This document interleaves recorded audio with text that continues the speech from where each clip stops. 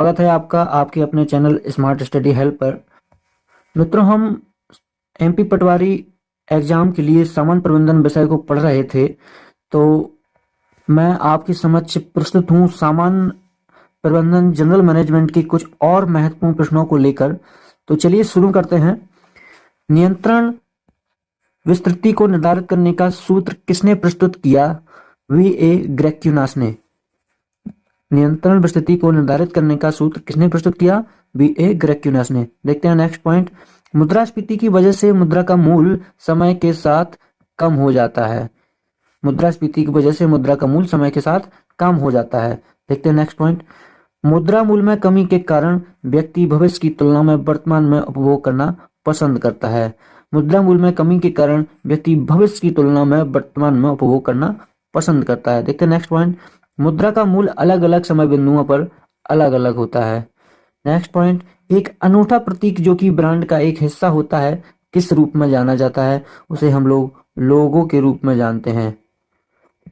देखते हैं next point. संख्यात्मक पदों में दी गई भविष्य अवधि के अपेक्षित परिणामों को संदर्भित करता है, तो ये करता है बजट। नेक्स्ट पॉइंट देखते हैं। किस व्यक्तिगत मूल्यांकन गतिविधियों में मूल्यांकनकर्ता को कर्मचारी के व्यवहार के प्रबल एवं कमजोर पहलुओं को वर्णन करने के लिए कहा जाता है? तो ये कहा जाता है निबंध मूल्यांकन में। देखते हैं नेक्स्ट पॉइंट। कौन सी प्रबंधन शैली उत्पादन के प्रति निम्न सरोकार और लोगों के प्रति निम्न सरोकार के द्वारा अभिलक्षित की जा सकती है? तो ये है अवंधता, अहस्तक्षेपी। देखते हैं नेक्स्ट पॉइंट। शो फ्लोर कार्यकर्ता किस स्तर के प्रबंधक के साथ जुड़े रहते हैं? तो ये जुड़े रहते हैं निम्न स्तरीय प्रबंधकों के साथ। देखते हैं नेक्स्ट पॉइंट। कच्चे माल की खरीद के लिए भुगतान और बिक्री से नकद की वसूली के बीच के समय अंतराल को क्या कहा जाता है? नकद चक्र। क्या है ये? कच्चे माल की खरीद के लिए भुगतान और बिक्री से नकद की वसूली के बीच के समय अंतराल को क्या कहा जाता है? तो इसे कहते हैं नकद चक्र। देखते हैं मित्रों नेक्स्ट पॉइंट। लोगों को आंकने की प्रवृत्ति जो कि उस समूह के अवगम पर आधारित है जिससे भी संबंधित होते हैं, क्या कहलाती है? ये कहलाती है रूढ़िबद्धता, स्टीरियोटाइपिंग। स्टीरियोटाइपिंग। Next point. नेतृत्व के कौन से सिद्धांत के अंतर्गत माना जाता है कि नेताओं में कुछ सहज व्यक्तिगत लक्षण होते हैं? नेतृत्व का विशेषक सिद्धांत के अंतर्गत माना जाता है कि नेताओं में नेतृत्व के कुछ सहज व्यक्तिगत लक्षण होते हैं। देखते हैं नेक्स्ट पॉइंट। किसका प्रयोग अधीनस्थों की गतिविधियों को मापने और सही करने के लिए किया जाता है जिससे यह सुनिश्चित हो सके कि कार्यक्रम योजनाओं के अनुरूप है? तो यह है नियंत्रण। Next point. एक मशीन की खरीदारी किसका एक उदाहरण है? तो ये उदाहरण है पूंजी व्यय का। मशीन की खरीदारी पूंजी व्यय का एक उदाहरण है। देखते हैं नेक्स्ट पॉइंट। लेन देन के अभिलेखन, वर्गीकरण और संक्षिप्तीकरण की प्रक्रिया को क्या कहा जाता है? ये कहा जाता है बही खाता लेखन। देखते हैं नेक्स्ट पॉइंट। एक वित्तीय विवरण में पैसे छोड़ना और आंकड़ों को निकटन करना किस पर आधारित होता है? तो ये होता है मादा अवधारणा, मटेरियलिटी कॉन्सेप्ट। नेक्स्ट पॉइंट देखते हैं। रोकड़ बही के अनुसार बैंक ओवरड्राफ्ट क्या है? तो ये बैंक ओवरड्राफ्ट है जमा शेष, क्रेडिट बैलेंस। देखते हैं नेक्स्ट पॉइंट। कौन लोग व्यक्तिनिष्ठता, विचारों की भीतरी दुनिया, भावनाओं और विचारों पर केंद्रित रहते हैं? तो ये लोग होते हैं इंट्रोवर्ट, अंतर्मुखी। नेक्स्ट पॉइंट देखते हैं। सामान्य स्टॉक के एक शेयर का बाजार मूल्य किसके द्वारा निर्धारित किया जाता है? तो ये निर्धारित किया जाता है शेयर खरीदने और बेचने वाले व्यक्तियों के द्वारा। देखते हैं नेक्स्ट पॉइंट। एक ब्रांड का एक मौखिक हिस्सा है जिसे बोला या लिखा जा सकता है, किस नाम से जाना जाता है? तो उसे ब्रांड नेम कहते हैं। Next point. वातावरण के रूपांकन और रखरखाव की प्रक्रिया जिसमें समूह में कार्य कर रहे व्यक्ति कुशलता पूर्वक संसाधनों का प्रयोग कर रहे होते हैं, क्या कहलाता है? इसे प्रबंधन कहते हैं मित्रों। क्या कहते हैं? प्रबंधन। नेक्स्ट पॉइंट देखते हैं। वह समय अवधि क्या कहलाती है जिसमें स्थायी परिसंपत्ति के निवेश को पुनः प्राप्त किया जाता है? भुगतान वापसी की अवधि, पे बैक। क्या कहलाती है? पे बैक। Next point. बिक्री प्रबंधन का एक सामान्य उद्देश्य क्या है? वितरण के लिए उपयुक्त चैनल का चयन करना, ये बिक्री प्रबंधन का एक सामान्य उद्देश्य है। देखते हैं नेक्स्ट पॉइंट, फॉर्म में भरी गई ग्राहकों की प्रतिक्रिया किस प्रकार की सूचना है? ये बाहरी सूचना होती है, एक्सटर्नल इंफॉर्मेशन। देखते हैं नेक्स्ट पॉइंट, विशिष्टीकरण एवं कुशलता ही संगठन का ढांचा निर्धारित कर रही है, यह क्या दर्शाता है? मानव संसाधन में परंपरागत सिद्धांत बाहर होते जा रहे हैं। यह दर्शाता है कि मानव संसाधन में परंपरागत सिद्धांत बाहर होते जा रहे हैं। नेक्स्ट पॉइंट, रोजनामचे एवं अन्य सहायक पुस्तकों से खाता बही में प्रविष्टियां करने की प्रक्रिया क्या कहलाती है? ये कहलाती है खतौनी। रोजनामचे एवं अन्य सहायक पुस्तकों से खाता बही में प्रविष्टियां करने की प्रक्रिया खतौनी कहलाती है। नेक्स्ट पॉइंट, किसी कर्मचारी के कार्य की प्रशंसा करना तथा पुरस्कार देना क्या कहलाता है? ये कहलाता है अभिप्रेरणा। इसको क्या कहते हैं मित्रों? अभिप्रेरणा। नेक्स्ट पॉइंट, स्थिर लागत पर ऋण कोषों का प्रयोग करना क्या कहलाता है? ये कहलाता है समता पर व्यापार। स्थिर लागत पर ऋण कोषों का प्रयोग करना समता पर व्यापार कहलाता है।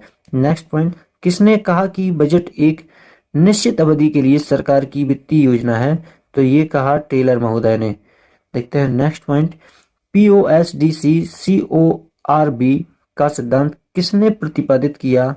तो ये किया है लूथर गुलिक ने। POSDC ORB का सिद्धांत लूथर गुलिक ने प्रतिपादित किया था। POSDC ORB का पूर्ण रूप क्या है? तो इसको कहते हैं प्लानिंग यानी कि नियोजन, ऑर्गेनाइजेशन यानी कि संगठन, स्टाफिंग यानी कि कर्मचारी, डायरेक्टिंग यानी कि निर्देश देना, कोऑर्डिनेटर समन्वय, रिपोर्टिंग रिपोर्ट, और बजटिंग बजट। तो ये हो गया POSDCORB। इस सिद्धांत को प्रतिपादित किया था लूथर गुलिक ने। POSDCORB। नेक्स्ट पॉइंट देखते हैं, विचारधारा का मस्तिष्क जटिल व प्रत्यक्ष दर्पण है।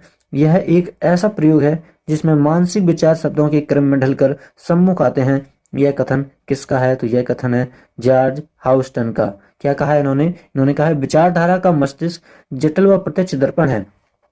यह एक ऐसा प्रयोग है जिसमें मानसिक विचार शब्दों के रूप में ढलकर सम्मुख आते हैं। देखते हैं नेक्स्ट पॉइंट, जो संस्थाएं विभिन्न ग्राहकों में अंतर नहीं करती और अपना एक विपणन कार्यक्रम अपनाती हैं, यह विपणन मूल नीति का कौन सा प्रकार है? भेदभाव रहित विपणन नीति। इसको क्या कहते हैं मित्रों? भेदभाव रहित विपणन रीति। नेक्स्ट पॉइंट, प्रबलीकरण का सिद्धांत किस पर आधारित है? तो ये आधारित है अधिगम सिद्धांत और स्किनर के सिद्धांत पर। देखते हैं नेक्स्ट पॉइंट, किस स्तर के प्रबंधक विभागीय उद्देश्यों के लिए चिंतित होते हैं? तो ये चिंतित होते हैं मध्य स्तरीय। नेक्स्ट पॉइंट, वे निर्माता जो सभी बाजार में एक साथ पहुंचना पसंद नहीं करते, वे विपणन की कौन सी नीति का अनुसरण करते हैं? वे करते हैं केंद्रित विपणन नीति। देखते हैं नेक्स्ट पॉइंट, संगठन में प्राधिकरण के 3 प्रमुख प्रकार कौन से हैं? ये हैं लाइन, स्टाफ और प्रकार्यात्मक। ये संगठन में प्राधिकरण के 3 प्रमुख प्रकार होते हैं, लाइन, स्टाफ और प्रकार्यात्मक। देखते हैं नेक्स्ट पॉइंट, बाजार को उप बाजारों में बांटना क्या कहलाता है? तो ये कहलाता है बाजार विभक्तीकरण। बाजार विभक्तीकरण। देखते हैं नेक्स्ट पॉइंट, विज्ञापन रणनीति किस प्रबंधन का हिस्सा है? तो ये हिस्सा है बिक्री प्रबंधन का। बिक्री प्रबंधन का हिस्सा है विज्ञापन रणनीति। नेक्स्ट पॉइंट, लाभांश क्या है? वह धनराशि जो लाभ से नियमित रूप से कंपनी के शेयरधारकों को नकद या शेयर के रूप में भुगतान की जाती है, उसे लाभांश कहते हैं। तो ये लाभांश क्या है? वह धनराशि जो लाभ से नियमित रूप से कंपनी के शेयरधारकों को नकद या शेयर के रूप में भुगतान की जाती है। देखते हैं नेक्स्ट पॉइंट, मनुष्य का व्यवहार सीखी हुई प्रेरणाओं से प्रभावित रहता है। इस मान्यता पर आधारित कौन सा मॉडल है? तो इस मान्यता पर आधारित मॉडल है पेवलोनियन मॉडल। देखते हैं नेक्स्ट पॉइंट, तुलन पत्र बैलेंस शीट का लेखांकन समीकरण क्या है? तो ये लेखांकन समीकरण है परिसंपत्ति बराबर देनदारियां प्लस पूंजी। ये तुलन पत्र बैलेंस शीट का लेखांकन समीकरण है परिसंपत्ति बराबर देनदारियां प्लस पूंजी। नेक्स्ट पॉइंट, वे लेन देन जिनका लेखा अन्य किसी बही में नहीं होता है, उनका लेखा कहाँ किया जाता है? तो उनका लेखा किया जाता है मुख्य जनरल में। देखते हैं नेक्स्ट पॉइंट, शक्ति का एक ही केंद्र में स्थापित होना क्या कहलाता है? तो ये कहलाता है केंद्रीकरण, सेंट्रलाइजेशन। नेक्स्ट पॉइंट, ईएसओपी का फुल फॉर्म क्या है? तो ये ईएसओपी का फुल फॉर्म है employ stock option plan. Employ stock option plan. देखते हैं नेक्स्ट पॉइंट, चेक क्या है? चेक है एक विनिमय पत्र। चेक क्या है? एक विनिमय पत्र। नेक्स्ट पॉइंट, वस्तु की प्रकृति विपणन निर्णयों को प्रभावित करने वाला कौन सा घटक है? तो यह है वाह्य घटक। वाह्य घटक वस्तु की प्रकृति विपणन निर्णयों को प्रभावित करने वाला घटक है। देखते हैं next point, management in industrial world नामक पुस्तक किसने लिखी है? तो ये लिखी है हरविंसन ने। मैनेजमेंट इन इंडस्ट्रियल वर्ल्ड पुस्तक हरविंसन ने लिखी है। चलते हैं नेक्स्ट पॉइंट की ओर। प्रबंध यह जानने की कला है कि क्या करना है तथा उसे करने का सर्वोत्तम एवं सुलभ तरीका कौन सा है। यह कथन किसका है? यह कथन है एफ.डब्ल्यू. टेलर का। एफ.डब्ल्यू. टेलर का। प्रबंध यह जानने की कला है कि क्या करना है तथा उसे करने का सर्वोत्तम एवं सुलभ तरीका कौन सा है, यही होता है मैनेजमेंट। देखते हैं मित्र नेक्स्ट पॉइंट, मनोवैज्ञानिक परीक्षण किस प्रकार के कर्मचारियों पर किया जाता है? तो ये किया जाता है जिन्हें एक ही प्रकार का कार्य बार बार करना पड़ता है, उनका मनोवैज्ञानिक परीक्षण किया जाता है। देखते हैं नेक्स्ट पॉइंट, प्रतिबल साक्षात्कार क्यों लिया जाता है? तो ये लिया जाता है ताकि पता लग सके कि आवेदक दबाव में कैसा प्रदर्शन करता है। देखते हैं नेक्स्ट पॉइंट, मूल ह्रास किस प्रकार की संपत्तियों पर हर वर्ष लगाया जाता है? तो ये लगाया जाता है स्थायी संपत्तियों पर। मूल ह्रास किस प्रकार की संपत्तियों पर हर वर्ष लगाया जाता है? तो ये स्थायी संपत्तियों। देखते हैं नेक्स्ट पॉइंट, न्यूनतम मजदूरी अधिनियम किस वर्ष पारित किया गया? तो ये पारित किया गया 1947 में। न्यूनतम मजदूरी अधिनियम 1947 में पारित किया गया। देखते हैं नेक्स्ट पॉइंट, लेखांकन पुस्तपालन की कौन सी क्रिया है? तो ये है उत्तरवर्ती। नेक्स्ट पॉइंट, खाता बही क्या है? खातों का एक समूह। खाता बही क्या है? खातों का एक समूह। बंदरगाह श्रमिक रोजगार अधिनियम कब पारित किया गया? तो ये पारित किया गया 1948 में, 1948 में। देखते हैं नेक्स्ट पॉइंट, कार्य संबंधी ज्ञान व कौशल विकास करना, कर्मचारियों की कार्य क्षमता में वृद्धि करना किसका उद्देश्य है? तो ये उद्देश्य है प्रशिक्षण का। प्रशिक्षण से कार्य संबंधी ज्ञान और कौशल में विकास होता है। तो देखते हैं नेक्स्ट पॉइंट, अंतरराष्ट्रीय व्यापार में डंपिंग का क्या अर्थ है? तो ये है वास्तविक उत्पादन लागत से कम दाम पर माल का निर्यात करना से अंतरराष्ट्रीय व्यापार में डंपिंग कहते हैं। देखते हैं नेक्स्ट पॉइंट, विपणन प्रक्रिया के कितने चरण हैं? तो ये 5 चरण हैं विपणन प्रक्रिया के। 5C ऑफ मार्केटिंग के तत्व क्या हैं? तो ये है, पहला C है कस्टमर, सेकंड C है कंपनी, थर्ड C है कंपटीशन, फोर्थ C है कोलैबोरेटर्स और लास्ट और अंतिम C है 5वां कॉन्टेक्स्ट। देखते हैं नेक्स्ट पॉइंट, ऊपर से नीचे तक उच्च पदाधिकारियों एवं अधीनस्थों के संबंध को परस्पर संबद्ध करने की व्यवस्था को क्या कहा जाता है? तो ये कहा जाता है पद सोपान। क्या कहा जाता है? पद सोपान। देखते हैं नेक्स्ट पॉइंट, विपणन के लिए नीतियां बनाना, बाजार का मूल्यांकन करना तथा नए उत्पादों पर नजर रखना आदि क्या संदर्भित करता है? तो ये संदर्भित करता है विपणन पर्यावरण। विपणन पर्यावरण। देखते हैं नेक्स्ट पॉइंट, संघर्ष प्रक्रिया में संघर्ष कहाँ दृष्टिगोचर होता है? तो ये दृष्टिगोचर होता है व्यवहार में। व्यवहार में संघर्ष प्रक्रिया में संघर्ष दृष्टिगोचर होता है। देखते हैं नेक्स्ट पॉइंट, जॉन और स्टोरी में मानव संसाधन प्रबंधन को कितने भागों में वर्गीकृत किया है? तो ये 4 भागों में वर्गीकृत किया है। देखते हैं नेक्स्ट पॉइंट, दोहरी लेखा प्रणाली किस प्रकार की लेखांकन पद्धति है? ये वैज्ञानिक लेखांकन पद्धति है दोहरी लेखा प्रणाली। तो देखते हैं नेक्स्ट पॉइंट, अभिप्रेरणा कितने प्रकार की होती है? तो अभिप्रेरणा 2 प्रकार की होती है, मौद्रिक और अमौद्रिक। अभिप्रेरणा 2 प्रकार की होती है, मौद्रिक और अमौद्रिक। नेक्स्ट पॉइंट, किसी नियोक्ता द्वारा कर्मचारियों को बोनस देना कौन सी अभिप्रेरणा का भाग है? तो ये मौद्रिक अभिप्रेरणा का भाग है। देखते हैं नेक्स्ट पॉइंट, बंध पत्र, डिबेंचर और आवधिक कर्ज किस प्रकार की देनदारियों में आते हैं? तो ये आते हैं दीर्घकालीन देनदारियों में। ठीक है मित्रों, देखते हैं नेक्स्ट पॉइंट, पूंजी तथा लाभांश भुगतान का पूर्वाधिकार रखने वाले क्या कहलाते हैं? ये कहलाते हैं अधिमान अंशधारी। क्या कहलाते हैं? अधिमान अंशधारी। पूंजी तथा लाभांश भुगतान का पूर्वाधिकार रखने वाले अधिमान अंशधारी कहलाते हैं। देखते हैं नेक्स्ट पॉइंट। जब एक प्रबंधक बाहर की दुनिया को संगठन की सूचना देता है तब वह क्या कहलाता है? तब वह प्रवक्ता कहलाता है। क्या कहलाता है? प्रवक्ता यानी स्पीकर। देखते हैं नेक्स्ट पॉइंट। किसी विशेष तिथि पर व्यवसाय की संपत्तियों एवं दायित्वों का प्रदर्शन करना क्या कहलाता है? ये कहलाता है वित्तीय विवरण। वित्तीय विवरण किसी विशेष तिथि पर व्यवसायों की संपत्तियों एवं दायित्वों का प्रदर्शन करना कहलाता है। तो नेक्स्ट पॉइंट देते हैं। मानव संसाधन प्रबंधन प्रबंधन नीतियों, प्रक्रियाओं व कार्रवाइयों का एक विशिष्ट क्षेत्र है जिसके अंतर्गत एक कार्य संगठन में व्यक्तियों का प्रबंधन शामिल होता है। यह कथन किसका है? तो यह कथन है कैथ सूसन का। कैथ सूसन का।